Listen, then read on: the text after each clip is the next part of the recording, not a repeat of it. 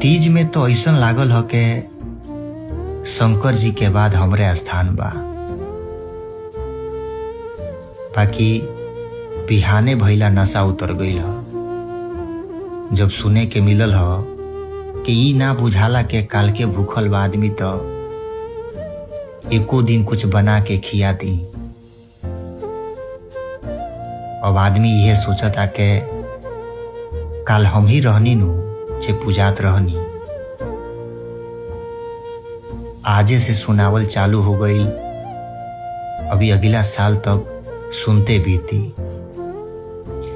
ई कैसन तीज, ई कैसन मान हो जौन परना के बाद लोग भुला जाता के काल है महादेव जी रहलन। ए मेहरारू, भले हमरा ला मत भूख, बाकी साल भर भूख मत, तो हमार उम्र असही बढ़ जाई।